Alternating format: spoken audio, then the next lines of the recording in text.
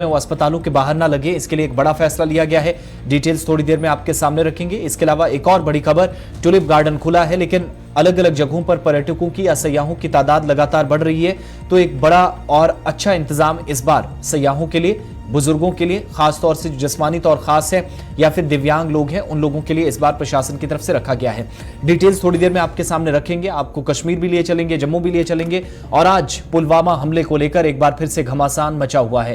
कांग्रेस ने जम्मू के अंदर प्रदर्शन किया, एहतिजाज कर हुकूमत से कुछ सवाल पूछे, राहुल गांधी को लेकर भी कुछ सवाल, और सत्याग्रह को क्या नाम आज दिया गया, डिटेल्स थोड़ी देर में आपके सामने। साथ ही साथ कश्मीरी पंडितों ने आज एक और मांग सरकार के सामने रख दी है। पिछले दिनों जो बड़ी डेवलपमेंट जम्मू कश्मीर के अंदर हुई थी, जिसमें वज़ीर दाखिला अमित शाह भी रहे थे, लेकिन आने वाले दिनों के अंदर क्या ये मुतालबे भी या ये मांगे भी मानी जाएंगी, जिसके लिए सरकार एक की तरफ पहले से इशारा कर चुकी है और पाकिस्तान से इस पर पॉजिटिव रिस्पॉन्स भी आया, तो उस पर थोड़ी देर में डिटेल वाइज चलेंगे। लेकिन शुरुआत इस कार्यक्रम की, इस प्रोग्राम की होती है 5 बड़ी खबरों के साथ। वो आपको बताना बहुत जरूरी है। तमाम सोशल मीडिया प्लेटफॉर्म्स पर आप हमारे साथ रहेंगे, और सोशल मीडिया प्लेटफॉर्म्स पर हमारे साथ रहने के अलावा टेलीविजन स्क्रीन पर आप हमें देखते ही, लेकिन आपके पास एक ऑप्शन रहता है कि आप कमेंट बॉक्स में जाएं, कमेंट सेक्शन में अपनी बात रखें, अपने ओपिनियंस, अपने फीडबैक हम तक जरूर पहुंचाइएगा। और वो आप कर सकेंगे फेसबुक, ट्विटर, इंस्टाग्राम, यूट्यूब और कू या इंस्टाग्राम जैसी अहम एप्लीकेशंस के जरिए। ऑफिशियल वेबसाइट www.gulistannews.in पर भी आप जाएंगे। तीनों जबानों में आपके लिए खबरें वहां पर दस्तयाब हैं। एक क्लिक पर दुनिया भर, बिलखुसूस भारत की खबरें आप तक कोने कोने से पहुंचती रहेंगी। तो शुरुआत 5 के पंच की 5 बड़ी खबरों के साथ। और पहली खबर टॉप 5 में वो खबरें जो आज सबसे ज्यादा सुर्खियों में है। सूडान, जो पिछले 4 दिनों से सबसे ज्यादा यूं तो सुर्खियों में है, लेकिन आज बड़ी एक और डेवलपमेंट हुई है, क्योंकि सूडान में झड़पें चल रही हैं। अमेरिकी सिफारती काफिले को भी फायरिंग का निशाना बनाया गया, जिसमें कोई जानी नुकसान नहीं हुआ, लेकिन अलग अलग मीडिया रिपोर्ट्स जो आई वो बताती हैं। और इस वाक़े पर रद्द-ए-अमल जाहिर करते हुए अमेरिकी वज़ीर ख़ारजा एंटनी ब्लिंकन ने भी कहा कि अमल इंतहाई गैर जिम्मेदाराना और गैर महफूज है। और मीडिया रिपोर्ट्स ये भी बताती हैं कि सूडान में मुखालिफ ग्रुप्स के दरमियान खूनरेज झड़पें जारी हैं, जहां इससे कबल दारुल हुकूमत खर्तूम के अंदर वाक़ा सूडान में यूरोपीय सफीर एडन ओहारा के घर पर भी हमला किया गया।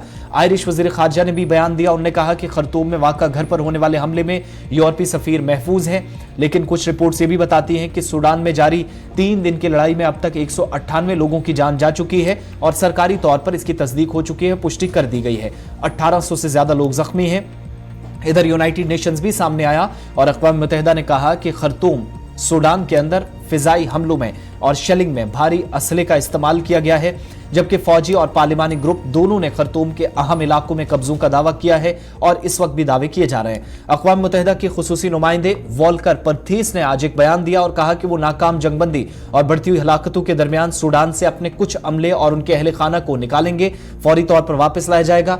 अक़वाम मुत्तहिदा के सेक्रेटरी जनरल एंटोनियो गुटेरस ने भी पहले सूडानी मुसल्लह अफ़वाज यानी SAF और रैपिड सपोर्ट फोर्स यानी RAF के दरमियान जो झड़पें चल रही हैं, फौरी जंगबंदी का मुतालबा कर दिया। उनने मायूसी का भी इजहार करते हुए कहा कि अक़वाम मुत्तहिदा की सालसी में इंसानी बुनियादों पर जंगबंदी का जो सिर्फ जुज़वी तौर पर एहतराम किया गया, और इन सब के बीच में वोल्कर परथीस का दोबारा जब बयान आया तो उन्होंने कहा कि हमें अपने कुछ मुलाजमीन, गैर जरूरी मुलाजमीन या इनके रिश्तेदारों को निकालना जरूरी है जिन पर हमले किए जा सकते हैं। वोल्कर परथीस सूडान में अक़वाम मुत्तहिदा मिशन के सरबराह हैं, और सूडान में तशद्दुद के बायस 198 से ज्यादा लोगों की मौत और 1800 से ज्यादा जख्मी ये बताते हैं कि सूरत हाल अभी मुकम्मल तौर कंट्रोल में नहीं होने वाली है। इतना ही नहीं, सूडानी सरकारी अफवाज ने RSF पर बगावत का इल्जाम लगाया और उनके ठिकानों पर फिजाई हमले भी किए हैं, जो अब तक की तशवीशनाक सूरत हाल बन रही है। मुल्क के दारुल हुकूमत में सदारती महल यानी जो प्रेसिडेंशियल पैलेस है और खर्तूम व मीरू है, इनके हवाई अड्डों पर भी RSF ने कंट्रोल का दावा कर लिया है। नेशनल आर्मी ने एक बार फिर से RSF के सदारती महल पर कब्जे की खबरों को मुस्तरद किया, और इससे पहले हफ्ते को सूडानी मुसल्लह अफ़वाज के कमांडर और चीफ अब्दुल फताह अल बुरहान ने RSF को तहलील करने का फरमान जारी किया था। यहां पर यह भी आपको याद दिलाते चलें कि सूडान की सूरत हाल पर तबादला ख्याल के लिए मिस्र और सऊदी अरब की दरख्वास्त पर इतवार को अरब लीग काउंसिल की हंगामी मीटिंग भी मुस्तकिल नुमाइंदों की सतह पर हुई है, और तंजीम ने तनाज़ात को फौरी तौर खत्म करने का मुतालबा कर दिया। मुल्क में तशद्दुद में इजाफे के खिलाफ इंतबाह भी जारी किया है, लेकिन सूरत हाल इतनी खराब कि फिलहाल सिचुएशन आउट ऑफ कंट्रोल हो चुकी है। 200 के करीब हलाकतें, जिनमें मजीद खदशा भी जाहिर किया जा रहा है। दूसरी तरफ 1800 से ज्यादा लोग हलाक हो चुके हैं। मामला 2 ग्रुप्स का है, जहां पर नेशनल आर्मी और RSF ग्रुप, जिनके दरमियान एक एग्रीमेंट हुआ था, और अब खिलाफ वर्जी के इल्जाम के बीच दोनों ग्रुप्स एक दूसरे पर हमलावर हो गए हैं, एक रहेगा, एक काम करेगा और दूसरा खत्म कर दिया जाएगा। इस तरह की सूरत हाल इस वक्त पैदा हुई है। इन सब के बीच में गैर मुल्की जो सफारत खाने या मीडिया एहलकार हैं उन्हें भी निशाने का सामना करना पड़ा है, उन्हें भी टारगेट किया गया है। ये तो एक खबर थी। टॉप 5 में दूसरी खबर की तरफ चलेंगे और बात करेंगे ईद उल फित्र के हवाले से। सऊदी अरब के सरबराह जो फल्कियाती मरकज है उसकी तरफ से एक बयान जारी किया गया और कहा गया कि हफ्ते के रोज यानी सैटरडे को 22 अप्रैल 2023 को सऊदी अरब और दीगर ममालिक में ईद उल फित्र मनाई जाएगी।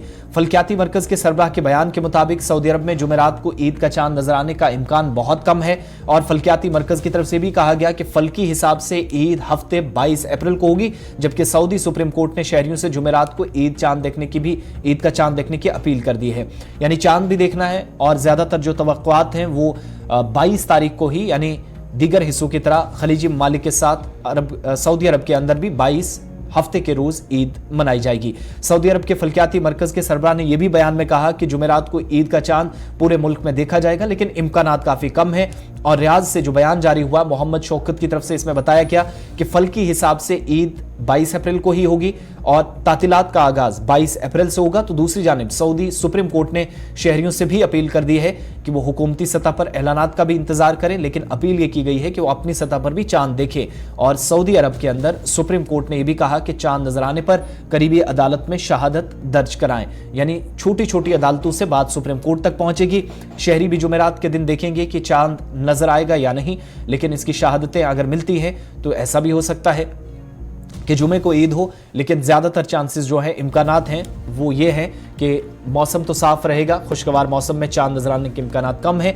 अगर 22 तारीख को ईद होती है तो इसका मतलब पाकिस्तान और दीगर आसपास के हिस्सों में भी ईद उस दिन मनाई जा सकती है, जो 30 रोजे पूरे होंगे। और जम्मू कश्मीर में भी आप देखेंगे इसी दिन ईद 22 तारीख को होगी और 30 रोजे कंप्लीट हो जाएंगे। अगर सैटरडे को होती है 22 अप्रैल को, तो भारत, बांग्लादेश, श्रीलंका के कुछ हिस्सों में जहां पर 29 रोजों के बाद ही ईद हो जाएगी, अगर चांद जुमेरात को जो है वो जो हफ्ते को से पहले नजर आता है और हफ्ते को अगर ईद हो जाती है।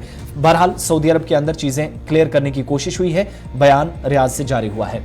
तीसरी खबर नई दिल्ली से आपको बताते हैं। इन दिनों जहां पर हमने देखा कि जोरावर लीडर अतीक अहमद और उसके भाई अशरफ अहमद के कत्ल के मामले में अब हम देख रहे हैं कि आए रोज पेशरफ्त हो रही हैं।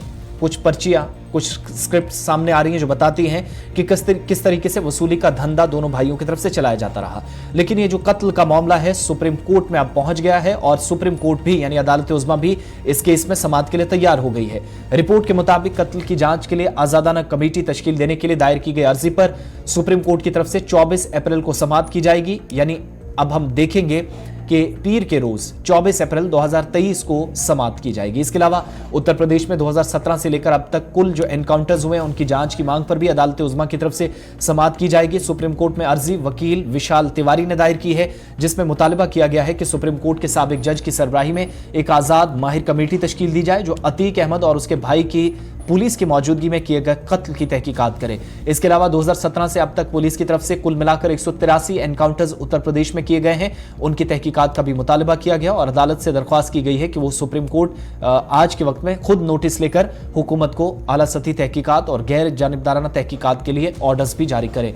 यहां पर यह याद दिलाना जरूरी है कि 15 अप्रैल की शब अतीक और अशरफ को उस वक्त 3 हमलावरों ने गोलियों की बौछार करके कत्ल कर दिया था जब उन्हें कैलविन अस्पताल के अंदर तिब्बी मुआयने के लिए ले जाया जा रहा था, जिस वक्त दोनों भाइयों को गोलियों से निशाना बनाया गया और सहाफियों से वो बात करने की कोशिश कर रहे थे। हमलावर लवलेश, अरुण और सनी ने सहाफियों का भीस जो बनाया हुआ था और मौका मिलते ही दोनों ने हमला कर दिया। तीनों हमलावर को मौके पर गिरफ्तार किया गया था। 2 भाइयों के कत्ल के इल्जाम में तीनों को प्रतापगढ़ जेल तो भेज दिया गया है सिक्योरिटी का हवाला देकर, लेकिन इस केस पर अब सुप्रीम कोर्ट भी नोटिस ले रहा है और समाअत 24 तारीख को होगी। इतना ही नहीं, 2017 से अब तक जितने भी एनकाउंटर्स हुए इन मामलात को भी संजीदगी से लिया जा रहा है और विशाल तिवारी जो वकील है उनकी दरख्वास्त पर अब समाअत आइंदा दिनों में हम देखेंगे कि दीगर एनकाउंटर्स को लेकर क्या अदालत कहेगी। लेकिन अहम मामला 15 अप्रैल को जो अतीक ब्रदर्स का कत्ल हुआ उसमें क्या कहा जाएगा, वो डिटेल्स 24 तारीख को सामने आएंगी सुप्रीम कोर्ट में समाअत के बाद। चौथी बड़ी खबर टॉप 5 में आपको बताते हैं 5 के पंच में, वो है दिल्ली श्रीनगर स्पाइस जेट की एक परवाज को लेकर।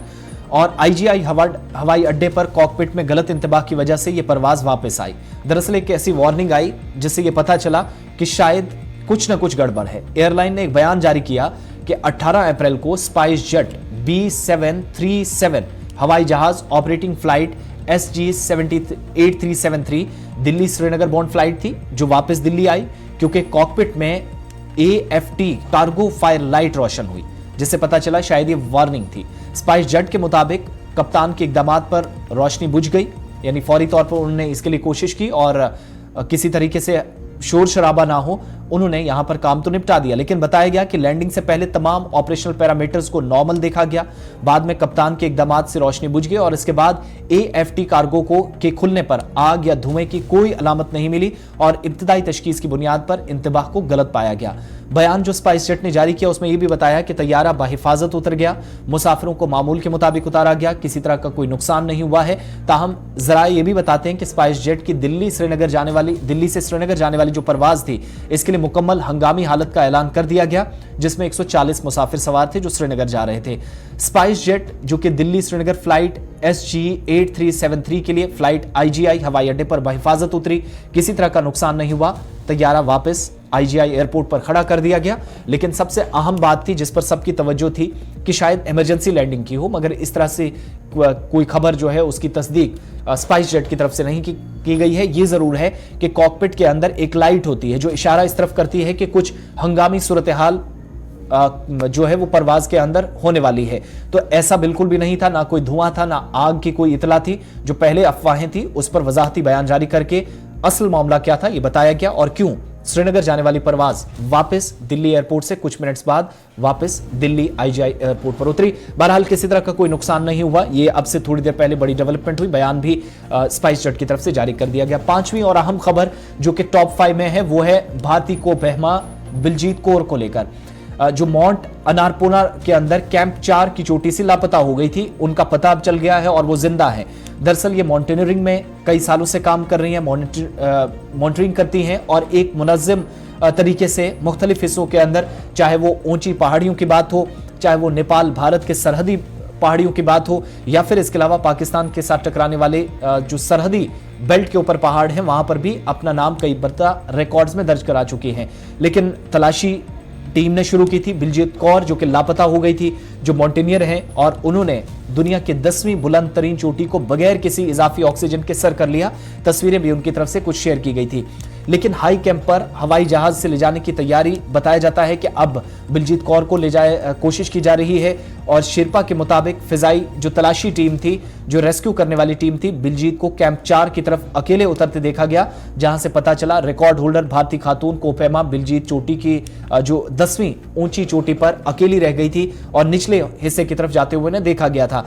आज सुबह तक रेडियो से कोई राब्ता नहीं हो सका था, लेकिन बाद में रडार पर कुछ चीजें दुरुस्त पाई गई। आज सुबह एक तलाशी ऑपरेशन शुरू किया गया, फौरी मदद के लिए रेडियो सिग्नल भेजने में कामयाबी मिली और शेरपा का जो बयान सामने आया, यानी जो ऑर्गेनाइजर्स थे जो इस मॉनिटरिंग के इवेंट को खुद मॉनिटर कर रहे थे, देख रहे थे, उनने बिलजीत के GPS लोकेशन की से भी उन्हें जब इशारा मिला तो इस ऑपरेशन को और वसी कर दिया और 7,375 मीटर यानी कुल मिलाकर 24,193 फुट की बुलंदी पर ये जो है लोकेशन पाई गई। कल शाम तकरीबन 5:15 के आसपास बताया जाता है कि शेरपा गाइड्स के साथ माउंट अनारपोना में जहां पर यह खातून गई थी, लेकिन कम से कम 3 हेलीकॉप्टर बलजीत को तलाश करने में लगे थे।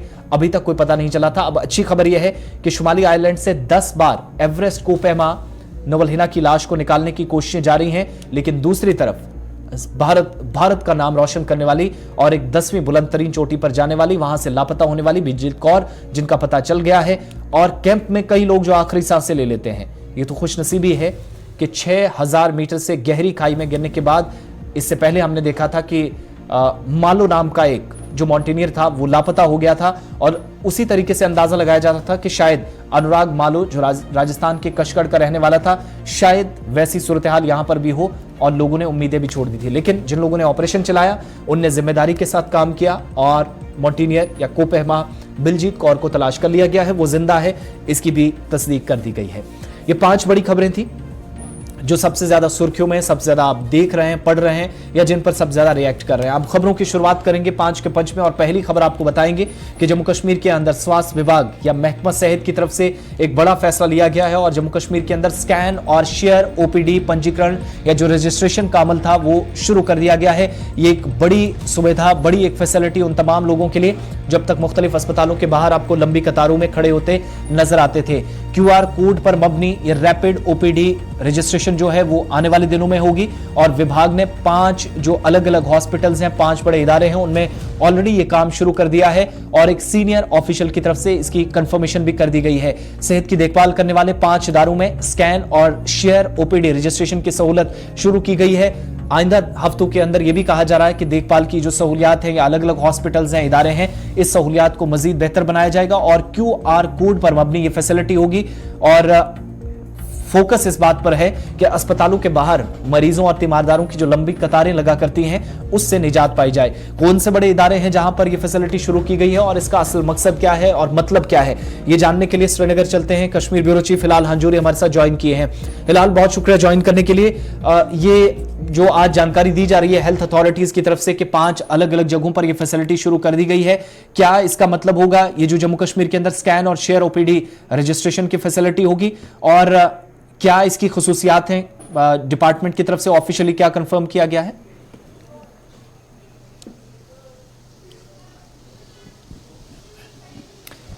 हिलाल, अब तक आवाज बिल्कुल आसिफ, जो आपने कहा कि स्कैन एंड शेयर का जो सिस्टम है ये क्या होगा, इस हवाले से ये क्यूआर।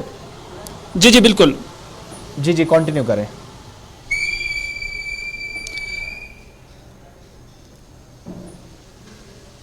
जी आसिफ, दरअसल ये क्यूआर बेस्ड फैसिलिटी जो है ये हॉस्पिटल्स के अंदर अब रखी गई है और इस क्यूआर के फैसिलिटी के जरिए जो आभा कार्ड जो ऑलरेडी पेशेंट्स को दिए जा रहे हैं और आजकल उसकी रजिस्ट्रेशन भी हो रही है और उसके साथ साथ जो आरोग्य सेतु के नाम से एक एप्लीकेशन भी थी और उस हवाले से भी दोनों जो एप्लीकेशन हैं ये एप्लीकेबल होगी। और इसमें क्या होता है कि एक पेशेंट जब किसी भी हेल्थ इंस्टीट्यूशन के अंदर चला जाता है और उसके बाद अगर वो इस ई सिस्टम का इस्तेमाल करता है या इस क्यूआर कोड का इस्तेमाल करता है और उसके जरिए रजिस्ट्रेशन करता है तो उससे न सिर्फ उससे आसानियां पैदा हो जाती हैं और जो एक क्यूज होती हैं, लाइंस होती हैं हॉस्पिटल्स के अंदर, उससे न सिर्फ निजात मिलती है बल्कि एक इंसान का जो रिकॉर्ड है उसकी ट्रीटमेंट का जो हिस्ट्री होती है वो भी एक रिकॉर्ड रह जाती है। तो इस हवाले से एक बाज़ाब्ता तौर पर अब इसकी शुरुआत भी हो चुकी है। जीएमसी जम्मू से लेकर श्रीनगर मेडिकल कॉलेज और एलडी हॉस्पिटल के अंदर इसकी शुरुआत की गई है और ऑफिशियल्स का मानना है कि इसका अच्छा और पॉजिटिव रेस्पॉन्स भी आ रहा है और हायर अथॉरिटीज का कहना है कि वो आने वाले दिनों में जितने भी बाकी बड़े बड़े हॉस्पिटल जम्मू कश्मीर के अंदर हैं वहां पर भी इस फैसिलिटी को बढ़ाने की कोशिश कर रहे हैं और सरकार की यह भी कोशिश है कि डिस्ट्रिक्ट हेडक्वार्टर पर जितने भी हॉस्पिटल्स हैं उन्हें भी इस दायरे के अंदर लाया जाए ताकि ऐसे बीमारों का न सिर्फ एक रिकॉर्ड रहेगा, प्रिजर्व रहेगा उनकी हिस्ट्री, बल्कि जो इन हॉस्पिटल्स के अंदर जो टर्शियरी केयर हॉस्पिटल्स है या डिस्ट्रिक्ट हॉस्पिटल्स है या सदर अस्पताल हैं वहां पर जो भीड़ भाड़ रहती है, खासतौर पर जब ओपीडी रजिस्ट्रेशन करनी होती है तो उस वक्त भी उन क्यूज से और उस भीड़ भाड़ से निजात मिल सके और एक डिसिप्लिन मैनर में ये जो स्कैन एंड शेयर का सिस्टम शुरू किया जाए। लेकिन अब देखने वाली बात यह भी होगी कि जम्मू कश्मीर के अंदर इस हवाले से अवेयरनेस की भी काफी जरूरत है क्योंकि कोई भी नई चीज जब इसकी शुरुआत होती है तो उसकी जानकारी पब्लिक के अंदर होनी बहुत जरूरी है क्योंकि इस हवाले से जो कार्ड्स बनाए जा रहे हैं उसकी अभी तादाद बहुत कम है, लेकिन सरकार की जानब से इस निस्बत से जो जानकारी आम करने में अभी कोई पहल जो है नहीं की जा रही है। नतीजा ये है कि ज्यादा लोग इस आभा सिस्टम के साथ अभी रजिस्टर्ड नहीं है। लेकिन एक चीज और भी इसमें है, ये डिजिटलाइजेशन के प्रोसेस को जब अमलाने की है, अवेयरनेस की आपने बात की, तो क्या इसमें कहीं ये ऑप्शन है, हालांकि किन अस्पतालों के अंदर फैसिलिटी है ये तो बता दिया गया है, 5 हॉस्पिटल जो आप बता रहे हैं, किस डॉक्टर के पास, किस शोबे से मुंसलिक जो स्पेशलाइज्ड डॉक्टर होता है, उस तरह का भी कोई ऑप्शन बताया गया है कि with in the application available होगा पेशेंट्स के लिए?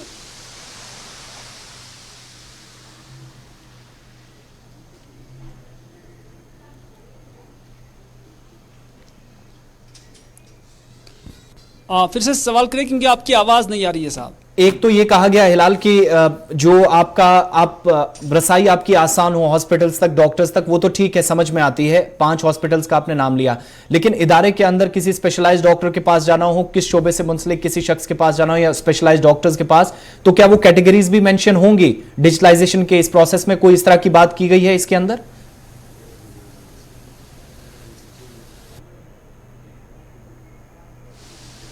हाँ जी बिल्कुल। अगर किसी कंसल्टेशन के लिए जाना होगा तो वहां पर आपने किस डॉक्टर के पास जाना है? मान लीजिए कि अगर किसी ने हार्ट कंसल्टेशन के लिए जाना होगा तो वहां पर उसको डैशबोर्ड में ये फिजिबिलिटी भी होगी, ऑप्शन भी होगा कि वो उस सेक्शन पर क्लिक करे जहां पर उसको जाना होगा। तो इस तरह से चूंकि इब्तिदाई मरहला अभी है, अभी कुछ कंजेशंस भी आ रही हैं, अभी इब्तिदाई मरहले के अंदर पेशेंट्स को भी इसे समझने में तकलीफ होती है और उसके साथ साथ जो हॉस्पिटल्स के अंदर IT सेक्शन है उन्हें भी कई सारी दुश्वारियों से गुजरना पड़ता है। लेकिन माना यही जा रहा है कि by the passage of time ये सारी चीजें जो है रिजॉल्व हो सकती है और इससे एक अच्छी शुरुआत जम्मू कश्मीर के अंदर समझा जा रहा है। बहुत बहुत शुक्रिया तफसीलात फराहम करने के लिए। श्रीनगर से मीर हिलाल हंजूरी हमारे साथ थे, कश्मीर ब्यूरो चीफ, और बता रहे थे कि ये जो एप्लीकेशंस हैं आभा और इसके साथ साथ जो आपका दूसरा ऑप्शन आपके पास अवेलेबल रहेगा उसके जरिए यानी एप्लीकेशन का सहारा लेकर आरोग्य सेतु एप्लीकेशन से भी आप सहारा ले सकते हैं। 5 अलग अलग इंस्टीट्यूशंस हैं जिनका हवाला दिया गया जहां पर ये फैसिलिटी शुरू कर दी गई है, और ये 5 अस्पताल कौन कौन से हैं फिर से आपको एक बार बता दें। जहां पर अब तक अगर आपको किसी हॉस्पिटल के अंदर जाना है तो डायरेक्टली आप किस डॉक्टर के पास जाएंगे, हिलाल बता रहे थे कि वो भी एक ऑप्शन है। जो डिटेल्स हमारे पास हैं उससे हमें यह पता चला है कि मौजूदा वक्त में आभा, आरोग्य सेतु या एका केयर जिसको कहा जाता है, इसके जरिए आप राब्ता कर सकेंगे। और 5 हॉस्पिटल्स जहां पर अब तक ये शुरू की गई है, managing director national health mission Ayushi Sudan की तरफ से भी, जो चीफ एग्जीक्यूटिव ऑफिसर है आयुष्मान भारत, प्रधानमंत्री जन आरोग्य योजना, उनकी तरफ से भी कहा गया कि स्कैन एंड शेयर फैसिलिटी जो है 5 हॉस्पिटल्स में जो है अवेलेबल इस वक्त रखी गई है। GMC जम्मू, श्री महाराजा गुलाब सिंह हॉस्पिटल जम्मू, इसके अलावा Gandhinagar hospital Jammu district hospital भी कहलाता है डिस्ट्रिक्ट जम्मू का, इसके अलावा SMHS हॉस्पिटल श्रीनगर और ललदेत हॉस्पिटल श्रीनगर, ये 5 अस्पताल है। और यहां अगर आप जाना चाहें इलाज मौलजी की घर से तो इन एप्लीकेशंस के जरिए स्कैन एंड शेयर फैसिलिटी का आप भरपूर फायदा उठा सकते हैं।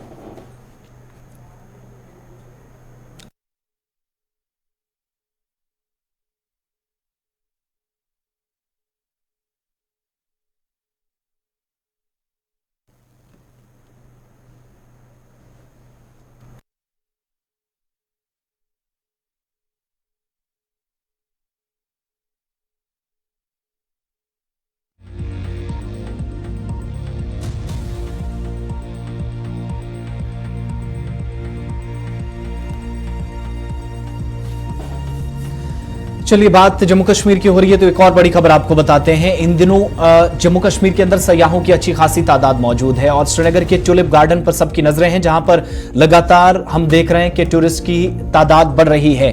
दिव्यांग हो या बुजुर्ग हो, यानी जो जिस्मानी तौर खास हैं या बुजुर्ग हैं, उनके लिए इस बार विशेष इंतजाम है और कंसर्न अथॉरिटीज की तरफ से जो जानकारी दी गई है उसके मुताबिक मेन गेट से टूलिप गार्डन पर 20 व्हील चेयर्स भी लगाई गई है।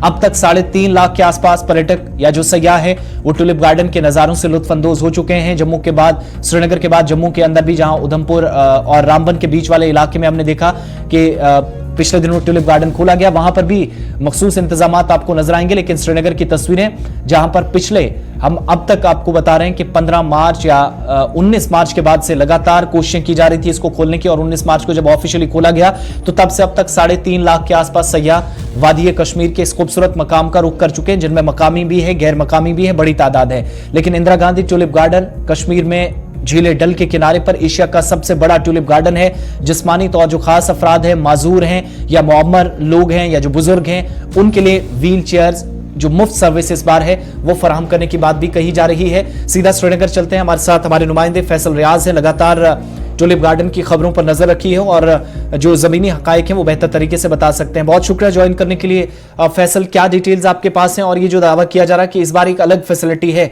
बुजुर्गों के लिए, उन मुअम्मर अफराद के लिए या माजूर अफराद के लिए कि व्हील चेयर्स की जरूरत महसूस की गई थी, वो भी कर दी गई है और 3.5 लाख के आसपास 19 मार्च से अब तक सयाहों की तादाद पहुंची है।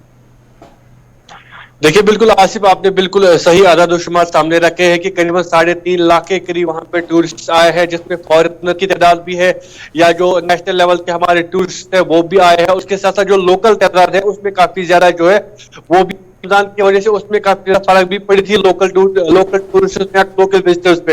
लेकिन जी। उसके बावजूद से अच्छी खबर फ्लोरिकल्चर डिपार्टमेंट की तरफ से दी गई, खासकर टूरिस्ट गार्ड की इंचार्ज से वहां तरफ से गई कि इस बार एक नया एहतमाम जो है उन लोगों के लिए किया गया था जो हमारी तो नाखिस है, माजूर लोग हैं या बुजुर्ग लोग हैं, उनके लिए व्हील चेयर की जो फैसिलिटी है वो वहां पे रखी गई। उससे भी बड़ी बात ये है कि वो व्हील चेयर जो है फ्री ऑफ कॉस्ट दी जाती है, यानी जो भी वहाँ बुजुर्ग आता या जिस्मानी तौर कमजोर जो भी शख्स वहाँ पे आता उसको वो व्हील चेयर दी जाती थी और वो बाकायदा तौर पर फ्री उससे यूज करके वहाँ पूरे टूलिप गार्डन का वो नजारा देखता था, उसका विजिट करता। ये पहली बार हुआ है, हालांकि 2007 से टूलिप गार्डन लगातार हर सीजन के तौर पर ओपन होता है, लाखों की तादाद में वहाँ पे टूरिस्ट आते हैं, लेकिन इस बार पहली बार ये ऐसा हुआ है कि जो माजूर लोग हैं या बुजुर्ग लोग हैं उनको कंसिडरेशन में रखा गया, उनका ख्याल रखा गया और व्हील चेयर वहाँ पे लाई गई। करीबन 20 के करीब व्हील चेयर रखी गई है जो कि फ्री ऑफ कॉस्ट उन लोगों को वहाँ पे इस्तेमाल करने की इजाजत दी जाती है। जो माजूर लोग के बुजुर्ग लोग हैं वो आते हैं वहाँ से सैर तफरी वहाँ पे करते हैं और काफी ज्यादा खुशी भी उनमें महसूस होती है। हालांकि हमने अभी भी इंचार्ज वहाँ से बात, उनका कहना था कि काफी ज्यादा अच्छा रिस्पॉन्स हमें मिला है और लोग जो माजूर लोग हैं वो भी अब दिन भर उनकी भी तादाद आने लगी है और वो भी काफी ज्यादा खुश है। और उनका कहना है कि इस जो व्हील चेयर आपने रखी है इसमें थोड़ा बहुत और इजाफा कीजिए ताकि और भी जो लोग आए उनको वेट करना ना पड़े, जो माजूर लोग आएंगे, बुजुर्ग लोग आएंगे उनको वेट ना करना पड़े। अगर आपने 20 रखे तो करीब इसमें थोड़ा बहुत और इजाफा कीजिए ताकि जो यहाँ पे लोग आते हैं उनको मुश्किलातें ना हो, वो आराम से आ जा सकते हैं। लेकिन इसके साथ साथ हमें ये बात भी कहनी जरूरी है कि जिस तरीके से व्हील चेयर का इंतजाम टूलिप गार्डन में किया है या माजूर लोग या बुजुर्ग लोगों का ख्याल रखा है, कहीं ना कहीं सरकार को चाहिए कि जो भी हमारे गवर्नमेंट ऑफिस है या बाकी हमारे फुटपाथ है उसमें कहीं ना कहीं मौजूद डिसेबल्ड लोगों के लिए भी रैंप बनाए जाए और उनकी व्हील चेयर के लिए अच्छे, यानी ये जो फैसिलिटी है सिर्फ टूलिप गार्डन में हो और इसका प्रोसेस नॉर्मल रखा गया है कि आप जाएं और अप्लाई करें, टिकट हासिल करें और आपको व्हील चेयर मिल जाएगी अगर आप जिस्मानी तौर खास है? देखिए बिल्कुल, और इसमें किसी तरह का कोई सख्त या हार्ड प्रोसीजर नहीं है।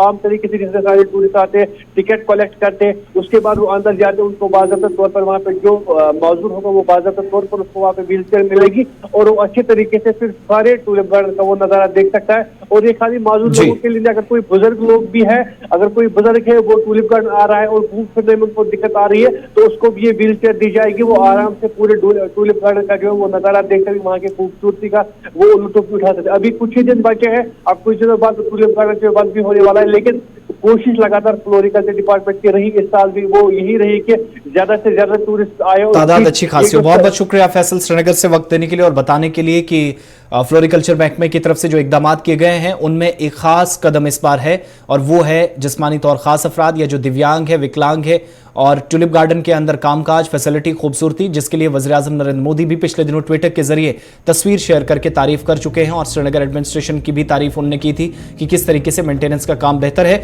तो वहां पर व्हील चेयर्स के जरिए भी जो लोग नहीं चल सकते, कोई ना कोई जिस्मानी तौर परेशानी है, कमजोर हैं, तो वो भी लुत्फ उठा सकते हैं व्हील चेयर से।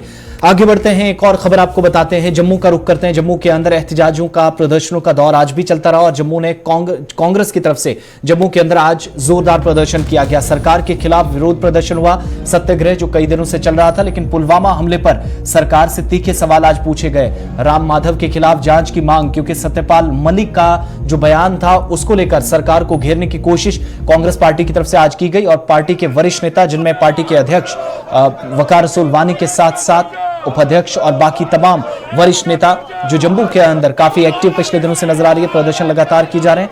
आज सरकार के खिलाफ जबरदस्त प्रदर्शन किया, हालांकि पुलिस ने भी उन्हें आगे जाने से रोका। राजभवन की तरफ ये जाने की कोशिश कर रहे थे, पुलिस की तरफ से एहतजाजियों को रोका गया, लेकिन मांगे जो रखी गई उनमें संगीन इल्जामात कि पुलवामा हमले पर हुकूमत जवाब दे, सत्यपाल मलिक ने जो कुछ कहा है सच्चाई क्या है उस पर भी सरकार जवाब दे और हिजब इख्तिलाफ को, विपक्ष के नेताओं को दबाने का, खत्म करने का, उन्हें प्रेशराइज करने का आरोप या जो इल्जाम है वो भी सरकार पर आज कांग्रेस की तरफ से लगाया गया। और इतना ही नहीं, कहा कि सत्यपाल मलिक ने जो खुलासे किए हैं उनकी जांच कराई जाए और बैनर्स पर राम माधव का नाम भी आज लिखा गया था।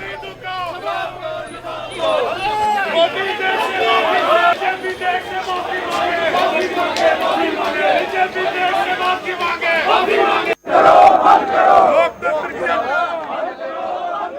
आज कांग्रेस पार्टी का जो जय भारत सत्याग्रह चल रहा है उसका आज प्रदर्शन जम्मू में है और जो इस वक्त डेमोक्रेसी का कत्ल हो रहा है, हत्या हो रही है डेमोक्रेसी की, इस वक्त अपोजिशन लीडरों को कुचला जा रहा है। राहुल गांधी के साथ जो खेल रचाया गया, राहुल गांधी की सदस्यता जो है रद्द कर दी गई। राहुल गांधी जिन्होंने चोरों के खिलाफ आवाज उठाई थी, मुकुल चोकसी, ललित मोदी, नेहरू मोदी के खिलाफ आवाज उठाई थी, और केस और जो सजा है उन लोगों को होनी चाहिए थी।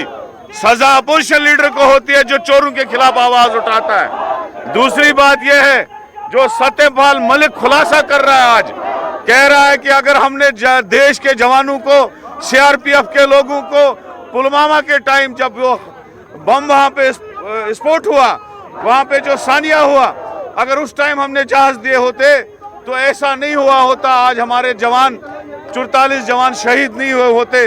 आज पूरा देश रो रहा है। और इस बात का दूसरा खुलासा जब उन्होंने किया, कहा कि जो एडवाइजर, जो सिक्योरिटी एडवाइजर है अजीत डोवाल, और मोदी जी ने मुझे मना किया कि इस पे बात मत करो, हमको इस बात से सियासी फायदा हो रहा है। और अफसोस इस बात का कि मोदी जी पुलवामा के शहीदों के लिए जगह जगह जाके वोट मांग रहे थे, और जो कांड हुआ उसकी गलती जो है सारी बीजेपी पे चढ़ रही है। सारा बीजेपी मोदी जी ने किया है, सब जो है मिनिस्ट्री ऑफ होम अफेयर्स की गलती है। तो आज उनको देश से माफी मांगनी चाहे, शहीदों के परिवारों से माफी मांगनी चाहे। आज देश बहुत दुखी है कि इन लोगों की वजह से ये ऐसा हुआ। तो आज हम तभी सड़कों पे इस वक्त प्रोटेस्ट कर रहे हैं कि जो इस वक्त डेमोक्रेसी की हत्या हो रही है, जो देश में अपोजिशन के खिलाफ हो रहा है, वो बहुत सरासर गलत हो रहा है। तो तभी आज कांग्रेस पार्टी का मार्च जो है वो गवर्नर हाउस की तरफ है। शुक्रिया, खुदा हाफिज, धन्यवाद। कांग्रेस का प्रदर्शन। आगे बढ़ते हैं बात कश्मीरी पंडितों की। कश्मीरी पंडितों ने सरकार से आज एक और मांग कर दी। पिछले दिनों शारदा मंदिर में दोबारा मूर्ति रखी गई थी और पूजा पाठ दोबारा शुरू हुई थी कई सालों के बाद, लेकिन शारदा यूनिवर्सिटी को लेकर दोबारा खोलने की मांग आज फिर से कश्मीरी पंडितों ने की और सीमा पर कॉरिडोर बनाया जाए। कश्मीरी पंडितों ने मांग प्रेस कॉन्फ्रेंस के जरिए सरकार के सामने रखी। पिछले दिन जो कुछ हुआ उसके लिए धन्यवाद सरकार का किया गया, लेकिन कहा कि हाल ही में शारदा मंदिर दोबारा तो खुला, लेकिन शारदा यूनिवर्सिटी जो एक तरह से जम्मू कश्मीर की संस्कृति, जम्मू कश्मीर की विरासत से जुड़ी हुई थी और जम्मू कश्मीर की विरासत थी, उसको दोबारा खोला जाए फौरी तौर पर। और इतना ही नहीं, जो पुराने मंदिर थे उनके लिए सरकार के सामने एक सूची ऑलरेडी रखी गई है, उसके लिए भी जो डिटेल वाइज डिस्कशन किया गया है उस पर भी सरकार तवज्जो दे। और पाकिस्तान से भी हमने देखा है कि हाल ही में रिस्पॉन्स आया है, जहां पर पीओके असेंबली में एक प्रस्ताव पारित किया गया और कहा गया था कि जो कॉरिडोर है उसके लिए अमित शाह के कहने के बाद पाकिस्तान ने जब पॉजिटिव रिस्पॉन्स दिया तो इस पर कोशिश की गई कि फौरी तौर पर काम शुरू किया जाए। लेकिन दूसरी तरफ कश्मीरी पंडितों ने आज कहा कि सीमा पर कॉरिडोर बनाने के साथ साथ शारदा यूनिवर्सिटी दोबारा से खुलनी चाहिए। जो ऑलरेडी यहां पर होता था, काम होता था, पढ़ाया जाता था, वो सिलसिला दोबारा से शुरू किया जाना चाहिए। जम्मू कश्मीर के अंदर सीमावर्ती इलाके में टंगधार करना का वो इलाका जहां पर शारदा मंदिर पिछले दिनों खोला गया, दोबारा यहां पर मुरम्मती काम कंप्लीट करने के बाद मूर्ति रखी गई और कश्मीरी पंडितों की एक विशाल रैली जो कई सालों के बाद या कई दिनों के बाद यहां पर पहुंची थी मुंबई महाराष्ट्र से, दोबारा से पूजा पाठ शुरू हुई थी। कुछ और मांगे प्रेस कॉन्फ्रेंस के जरिए कश्मीरी पंडितों ने आज रख दी।